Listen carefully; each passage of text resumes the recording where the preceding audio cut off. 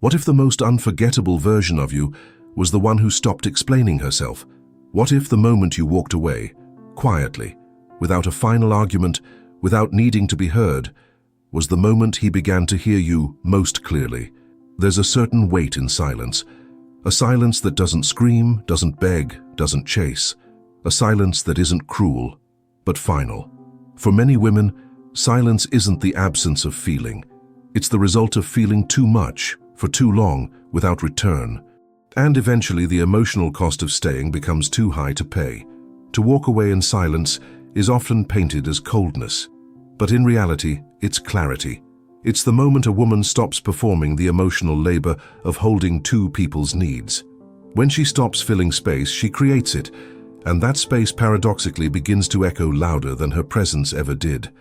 Men don't always process emotions as they unfold. Conditioned by cultural norms to suppress vulnerability, they often delay their emotional reckoning. A woman's emotional withdrawal, her quiet retreat, often bypasses his defenses and lands with a delayed gravity. At first, it may look like indifference, but days later, weeks, months, and even years, something shifts. Her absence begins to register. It interrupts his reinforcement cycle, the habitual expectation that she will stay, respond, explain, soothe, forgive. You see, in behavioral terms, this silence functions as an extinction event. The expected stimulus, her emotional availability, no longer arrives. And in that absence, something crucial happens. He is forced to confront the void. It's in that void that memory blooms. I once studied a woman, let's call her Elise, who had spent years in a relationship defined by imbalance. Every argument ended with her trying to restore connection, every rupture followed by her reconciliation attempts. Until one day she simply stopped. No dramatic speech, no final scene. She left a note on the table and walked away. It took 6 weeks for her ex-partner to reach out, not with anger, with confusion, then regret, then need. By then, Elise had reclaimed a quiet inner peace that made return unthinkable. Why did she become unforgettable to him? Because she interrupted the script. In a Skinnerian sense, most relationships operate on reinforcement schedules. Some are consistent and healthy. Others, often toxic ones, operate on intermittent reinforcement, where affection and attention come sporadically, unpredictably. It's precisely this unpredictability that makes them so addictive and so destructive. But when a woman steps outside of that loop by withdrawing reinforcement altogether, she does something revolutionary. She reconditions the environment. Her silence is not passive. It is a refusal to keep playing a rigged game. And that refusal rewrites the story in a man's mind. Suddenly, her absence is not an invitation for retaliation or seduction. It is a mirror. It reflects his own behavior back to him. For some, that confrontation is unbearable. For others, it's a moment of truth. But here's the heart of it. Her silence forces him to think. And in thinking, he feels. Not because she told him how to feel, but because she left the space where feeling becomes unavoidable. What if silence isn't an absence at all, but a message too sacred for words? The woman who chooses silence is not weak. She is, in fact, reasserting the ultimate behavioral boundary. I will no longer reinforce what harms me. Let that be your first symbolic act. Not to yell, not to justify, but to pause. Withdraw from the cycle. Let the silence speak your name louder than you ever could. Because the woman who walks away without needing to be heard is often the one who is never forgotten. The mystery that lingers. Why men remember the silent woman? Why does the image of a silent woman haunt a man longer than the one who begged to be seen? Why is it that the woman who walked away without a final word becomes the ghost that visits him in quiet moments years later? There is something profoundly unforgettable about what remains unfinished. A love that didn't end in a dramatic conclusion. A woman who didn't plead for closure, who didn't try to control the narrative. She becomes a mystery. And mystery to the human mind, especially to the male psyche conditioned to avoid emotional depth, is compelling.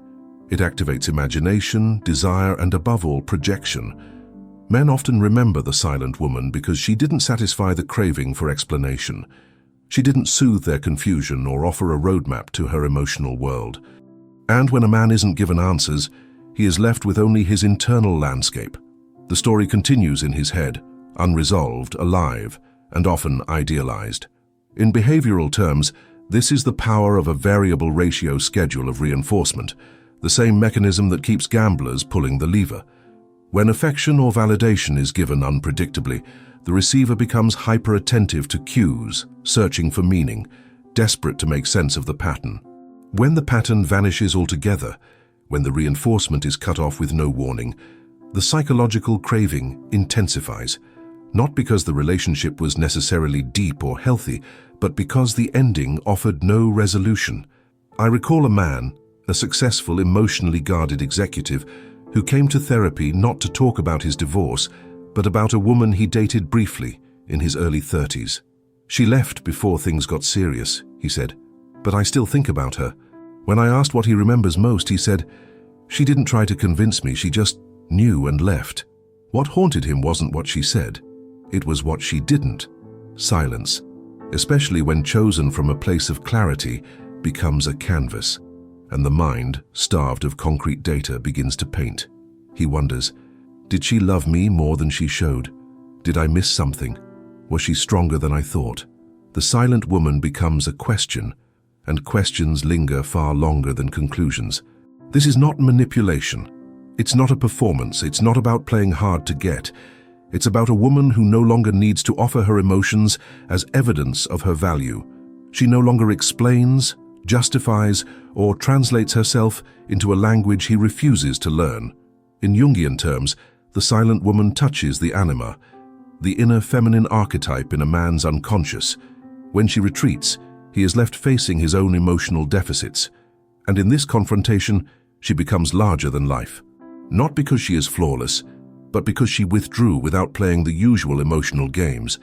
Skinner would say, the environment has changed, and the behavior that once brought predictable responses now brings none.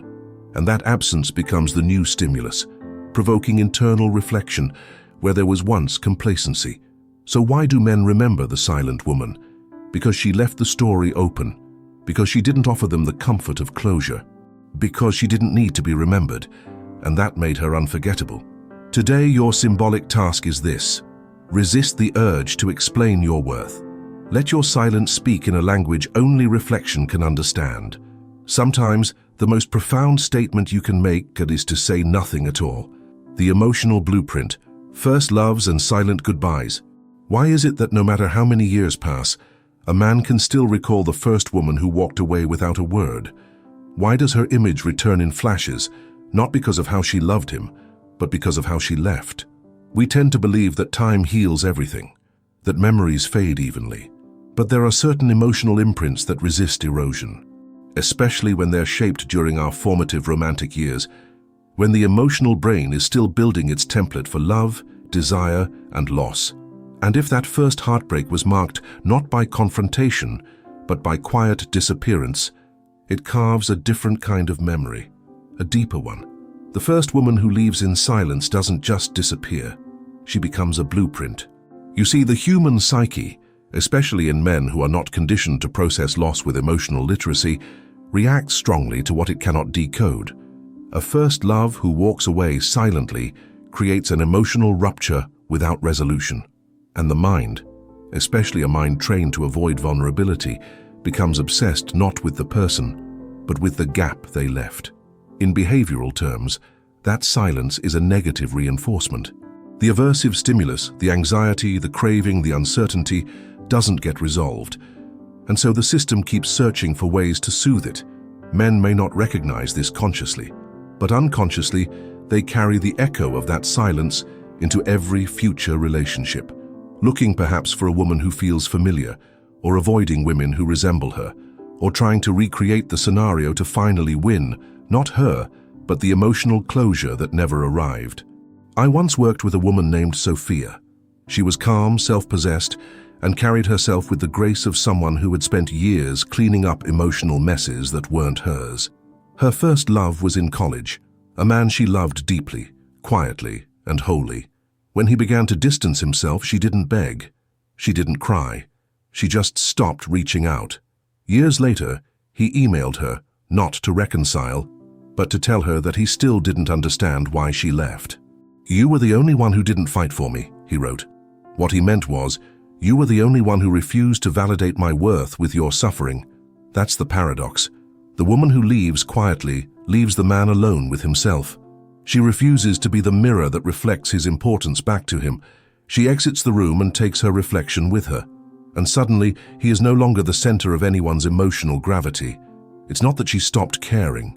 It's that she started caring for herself more. In the emotional architecture of men, the first love sets the foundation. And when that foundation ends in silence, a seed of unprocessed grief is planted. It may not bloom for years, but it grows in the dark, in his choices, in his hesitations, in the recurring thought of, what if? Jung would tell us that the shadow, the part of us that holds repressed emotions, is never silent. And in many men, the silent goodbye of a woman becomes part of that shadow. It holds the guilt, the confusion, the memory of a moment when they were not chosen, not pursued, not begged for. And because that wound was never seen, never named, it follows them. It shows up in their inability to attach deeply. It shows up in their discomfort with emotionally available women. It shows up in the way they sabotage love right when it becomes real, just to avoid being left again without explanation. What they carry is not just the memory of her, but the memory of who they were when she left, unready, unaware, and suddenly, alone. From a Skinnerian perspective, the first love is often the most potent conditioning experience. It links affection with arousal, intimacy with reward, abandonment with confusion. And because that learning happens so early, it becomes automatic. The man doesn't consciously remember her face every day, but his behavior does. His patterns do. His hesitation to commit does. And for the woman who was that first love, this knowledge is bittersweet, because often she was not trying to create mystery or leave a legacy. She was simply trying to protect her dignity, to remove herself from a dynamic that no longer reflected her worth. She became unforgettable not because she was perfect, but because she didn't ask for anything on her way out. And in a world where women are trained to explain, to justify, to soften their departure, the one who doesn't becomes the one he remembers. So, what does this mean for you? It means your silence, your refusal to narrate your own disappearance, may have created a deeper impact than you ever imagined. It means that sometimes your quiet goodbye becomes the loudest chapter in someone else's emotional history. Your symbolic act for today is this: write a letter you'll never send, not to him, to yourself. The younger version of you, the one who loved first, loved fully, and left silently. Tell her what you now know, that her quiet was not weakness, it was wisdom, and it became a legacy. Because while they may forget the ones who fought to stay, they rarely forget the ones who left with their dignity intact. And if you were that woman, you were his blueprint. The ego's dilemma, when she walks away without a word. What happens to a man when the woman he thought he could keep doesn't ask to be kept? What collapses inside him when the one he assumed would always be there simply isn't? There is a specific fracture that occurs when a man is left not through confrontation, but through quiet departure. It bypasses the usual defenses, the anger, the blame, the arguments that keep the ego intact. When a woman walks away without a final word, without the need to be seen or understood, she doesn't just leave the relationship. She strikes directly at the structure of his self-perception. Because whether we admit it or not, many men rely on the emotional presence of women to affirm their own importance. Not because they're inherently manipulative, but because they've been conditioned that way. Conditioned to expect emotional labor, conditioned to expect forgiveness, conditioned to believe that as long as she's still talking, still arguing, still pleading, she still cares. She's still invested. He still matters. So, what happens when she stops? The ego panics. It looks for evidence of control. It reaches for the familiar behaviors. Provoke a reaction, send a message, appear at her door, drop hints, or worse, move on quickly and loudly just to be seen. But none of it satisfies the deeper truth. She's already gone. And not just physically. She has emotionally unhooked. She no longer seeks resolution because she no longer sees value in the exchange. And that, more than heartbreak, is what devastates the male ego. Irrelevance. You see, Men are often raised not to feel deeply, but to win, to conquer, to be chosen, to be admired. Relationships become arenas where ego is reinforced through pursuit and validation. But when a woman opts out of that arena entirely, when she exits with grace and silence, she denies the ego the fuel it needs to survive. And without that reinforcement, the man must face the void of himself. Skinner would call this an extinction of reinforcement. In simpler terms, the behavior that used to work, the charm, the apology, the breadcrumbing, now yields no result. The environment has changed, the old contingencies no longer apply, and in that vacuum, the ego loses its footing. I remember a woman named Celeste. She was with a man who needed constant reassurance, a man who felt entitled to her emotional presence even when he offered very little in return. Every time she tried to walk away, he knew how to pull her back in. A sudden show of vulnerability, a promise to change, a dramatic confession. But the last time she left, she didn't cry. She didn't explain.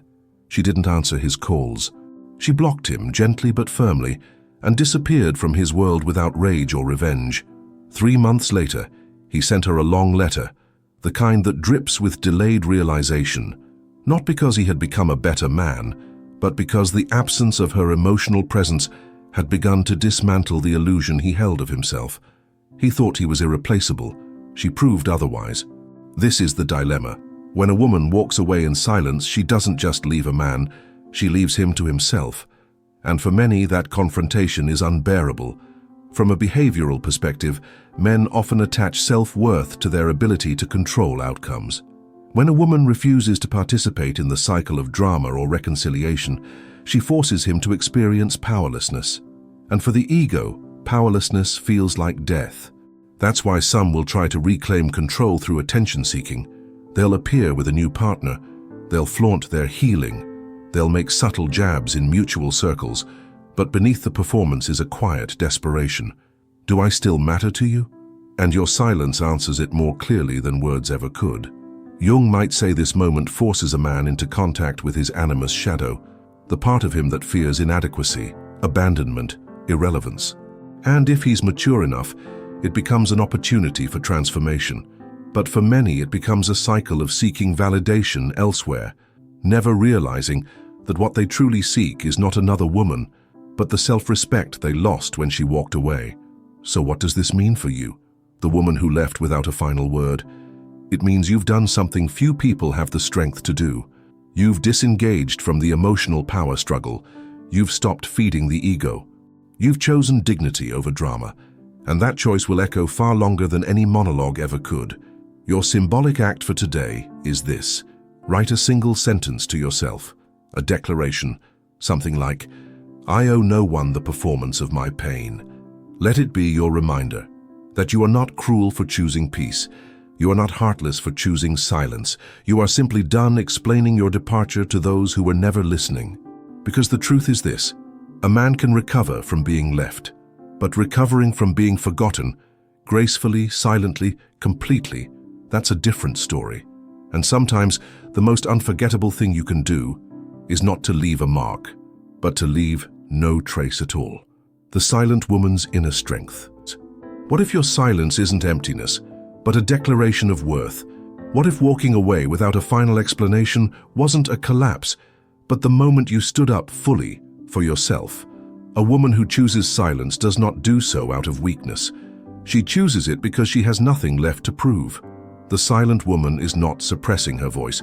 She's conserving her energy. She's protecting her nervous system. She's closing a door, not with bitterness, but with clarity. And clarity is powerful. When you no longer seek to convince, to defend, to be understood, something inside you shifts. The attention you used to give to others, to their moods, their excuses, their emotional weather, comes home, to your body, to your space, to your breath. This is not indifference. It is self-respect reclaiming its rightful place. The courage it takes to leave without fanfare is enormous, especially in a world where women are taught to soothe, to explain, to be likable. But the woman who walks away with quiet strength breaks that conditioning. She rewrites the pattern. She shows herself and others that closure is not always a dialogue. Sometimes it's a decision, a decision to no longer entertain what depletes. In Skinner's terms, this is a behavioral extinction, not only of the external reinforcement, the validation from others, but also of the internal compulsion to earn love through emotional labor. The silent woman has stopped reinforcing the system that asks her to stay small, reactive, available. And in that refusal, she becomes free. I met a woman once, Elena, who had spent years trying to repair a relationship with a man who never truly saw her. She read books, went to therapy, tried every language of love she knew, until one day, she didn't. No anger, no announcement. She just began tending to her own life, gardening, writing, sleeping deeply for the first time in years. When asked why she didn't speak her truth, she said, "He wasn't listening. My silence said everything." That is the power of composure. The silent woman doesn't need to perform strength.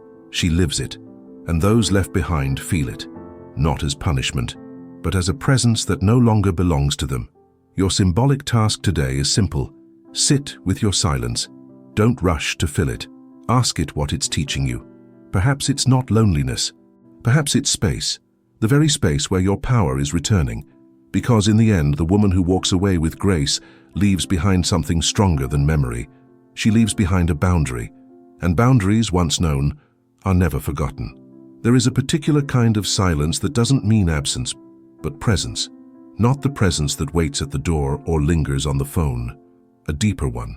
The kind of presence that stays in the room long after you've left, because it carries the weight of something finished. A boundary, a lesson, a love that refused to diminish itself to be kept.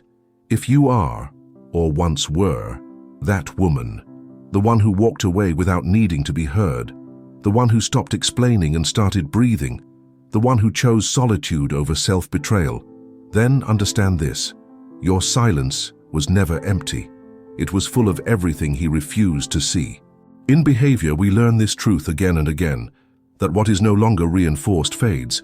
But some things don't just fade, they echo, especially the dignified silence of a woman who loved deeply and then stopped participating in her own erasure. You are not forgotten, you are not erased, you are imprinted, not because of how loudly you spoke, but because of how fully you stopped. Your emotional clarity is not cruelty, it's intelligence, it's strength, it's self-respect in motion. And yes, it's unforgettable. So now I turn it over to you. Have you ever walked away in silence? Have you ever felt the shift from trying to be heard to finally hearing yourself? Leave your comment below. Tell us, what did your silence teach you? And if this reflection stirred something in you, a memory, a realization, a truth you've been holding, I invite you to subscribe.